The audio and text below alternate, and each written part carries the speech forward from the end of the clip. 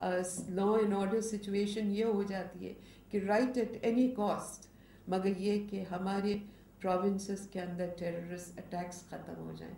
तो I mean the approach मेरे हिसाब से अभी भी फ्लॉड है।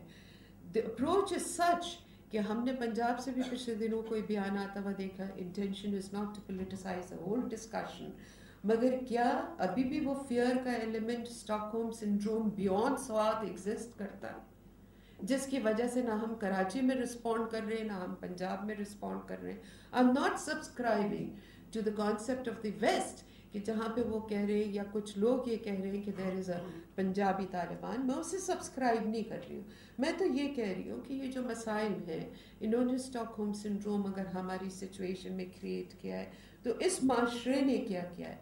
आप हुकूमती इक़दामात को तो छोड़ दीजिए, इस माशरे ने क्या किया है? ये मैं इसलिए मेंशन कर रही हूँ कि ये वो सारी चीज़ें हैं जिनके असरात हमारे बॉर्डर से बाहर जा रहे हैं, और ये वो सारी चीज़ें हैं। और आज 2010 में हम जब बात कर रहे हैं, तो ये एक हार्डकोर रियलिटी है कि ट्रांसनेशनल थ्रेट जो है वो साउथ एशिया का एक हार्डकोर रियलिटी है।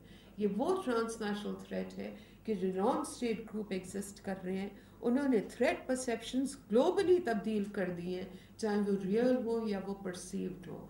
और जहाँ पे ये भी खौफ की नौयत देखी गई है कि बास तो इसे डिस्प्रोपोर्शनेटली इतना बढ़ावा देते हैं, as if these non-state groups have a potential of actually affecting the balance of power which is existing.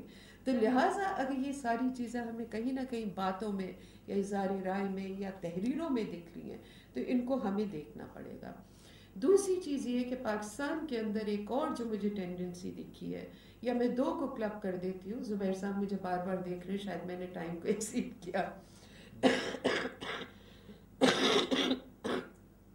I'm very sorry about that.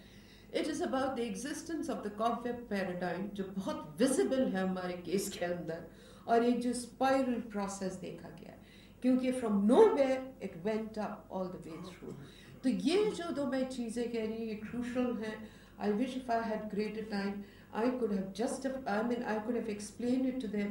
I could have deliberated. मैं explain तो आप लोगों को क्या करूँ इनके ऊपर ज़्यादातर, कि मैं इन चीज़ों को कैसे देखती हूँ। जब मैं ये कहती हूँ कि आपके माशरे के अंदर कॉबवेब पैराडाइम वाली चीज़ें भी नज़र आ रही हैं, तो इसे आपको देखना पड़ेगा। स्पाइरल प्रोसेस यकीनी तौर पे, क्योंकि issues are being thrown up. जब आप डेमोक्रेसी और सिक्योरिटी के इश्यूज़ को जब आप देखते हैं, और जब डेमोक्रेसी और सिक्योरिटी के इश्यूज़ को देख रहे हैं, तो आप यकीनी तौर पे मुल्की सतह के ऊपर भी देख रहे हो, माशरती सतह के ऊपर भी इक़दाम देख रहे हैं। तो आप इन दो चीज़ों को इन आइसोलेट करके नहीं देख सकते। मैं आई थिंक इस एक चीज़ के साथ कंक्लूड करना चाहूँगी। कुछ चीज़ें और भी थी मेरे पास, but I think I should stop here. मगर दो चीज़ों को देखिए, अभी फ्रीडम ऑफ मीडिया की भी बात हुई है, जो मुझे बहुत शिद्दत से महसूस होता है, क्योंकि मैं I would like to feel that I am a very patriotic citizen of this country, और मैं कुछ इन्वॉल्व भी रही हूँ in formulating the code of conduct for the media, जहाँ पे हुकूमत ने मुझे लिया था। हम बात तो बहुत सहूलत से कर लेते हैं, मगर ये सारी चीज़ें आती हैं with a certain element of social responsibility. तो वो सोशल रिस्पॉन्सिबिलिटी, चाहे आप सिविल सोसाइटी मगरब की जो नफरत ना बढ़ाए, जो हिटरेट ना फैलाए, जो आप बढ़ावा ना दे, चाहे आप अपनी तरफ देखें, तो वो सोशल रिस्पॉन्सिबिलिटी का एलिमेंट जहाँ पे कमज़ोर पड़ेगा, और वही कम है इसलिए क्योंकि हम जब इन इश्यूज़ के ऊपर बात भी कर रहे हैं, तो वो हम पोलिटिसाइज करके ज़्यादा बात करते हैं, not with a certain sense of social responsibility where we would like to depoliticize them and not use the excuse of being, ये जो हमारी एक टेंडेंसी है ना of being, हम बहुत मजहबी है लिहाजा हम ये बात नहीं कर सकते। तो ये भी एक हमारा जो खौफ है ना, हर वक्त हम आपको प्रूव करना चाहते हैं कि हम बहुत मजहबी है इसलिए इस पे नहीं बोलो, तो वो हमें करना पड़ेगा, वरना इसके ऊपर हमें कुछ जवाबात ऐसे नहीं मिलेंगे कि जो हमारे दिलो दिमाग को मुतमईन कर सके। बैनुल अक़वामी सतह के ऊपर मुझे सिर्फ एक आखिरी जुमला ये कहना है कि जब UN डिक्लेरेशन भी आया था, तो उसमें से हमने जुडिशल इम्पेडिमेंट्स भी देखे थे, उसमें शॉर्ट कमिंग्स थी, और उसके ऊपर जो लीगल शॉर्ट कमिंग्स हैं उसके ऊपर भी over the last 3-4 decades बार बार तवज्जो मबसूल कराई गई है, तो मैं उनको रिपीट नहीं करूँगी, हम सब उससे बावर हैं। मगर मुझे सिर्फ ये कहना है कि हमें कहीं ना कहीं ये जो हमारी कॉग्निटिव कॉन्शियसनेस है ना, इससे कहीं आगे बढ़ के एक फ्रेमवर्क को आइडेंटिफाई करना पड़ेगा, ऐसा फ्रेमवर्क जो कि आपके आपके आपके ये जो बैनुल अक़वामी सतह के ऊपर हुआ है, इनको हमारी टेंडेंसी ये होती है हम इन्हें रिडक्टिव सेंस में समझना चाहते हैं, जबकि इसकी ज़रूरत ये है कि इसके कम से कम 2 फोल्ड अप्रोच होना चाहिए। एक वो जब हम ह्यूमन राइट्स की बात करते हैं जो प्योरली लीगलिस्टिक हो, फॉर्मल इंटरप्रिटेशन हो ऑफ द सब्जेक्ट, उस तनाज़ुर में हो जो कि बैनुल अक़वामी ह्यूमन राइट्स लॉ बने हैं, और एक दूसरी वो जो कि ज़्यादा जनरल हो, it should be more general at theoretical level and it should be supported by the empirical fact, और उसके बाद इनके कुछ जवाब ढूंढना चाहिए। I hope I have been able to make some sense, मगर यहाँ पे कोई पेपर पढ़ने की मेरा इंटेंशन हरगिज़ नहीं था, बिलखुसूस मैं पिछले पूरा हफ्ता बीमार रही हूँ, I couldn't have, but the intention was कि जो फंडामेंटल कोर क्रूशल ऐसी क्रूशल चीज़ें जिनकी बड़ी क्रूशिएटिंग इफेक्ट पड़ रहा है सिर्फ हमारी ज़िंदगियों पे नहीं, हमारे माइंड सेट्स के ऊपर भी, उनको शेयर कर लिया जाए और उनके ऊपर एक डिबेट जनरेट कर ली जाए। बहुत शुक्रिया for a very patient. Thank you. मैं डॉक्टर जाफ़र साहब से दरख्वास्त करूँगा। डॉक्टर जाफ़र साहब कराची यूनिवर्सिटी से वाबस्ता हैं, पाकिस्तान स्टडी सेंटर को हेड करते हैं, ब्रॉडकास्टर भी हैं। जनाब डॉक्टर जाफ़र साहब। डॉक्टर मंजूर साहब, स्टेज पर तशरीफ़ फरमा, दानिश्वर साहिबान, ख़वातीन व हज़रात, अपनी गुफ्तगू के आगाज़ में डॉक्टर मुमताज़ अहमद साहब ने ज़िक्र किया कि किस तरह से कुछ कुएं पे बैठी हुई लड़कियों ने अमीर खुसरो को 6-7 अल्फाज दिए और कहा कि इन्हें किसी शहर में पिरो के दिखाएँ।